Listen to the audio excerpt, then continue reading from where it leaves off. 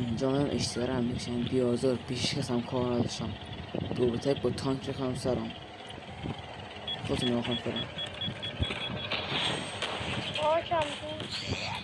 یه شاد نیست یه شاد دیگه هم الان داره میزنم بازم نیست دیدم دو نفرم گفتم نمیصرفه زیادم میزنن جرم میدن الفرار رفتم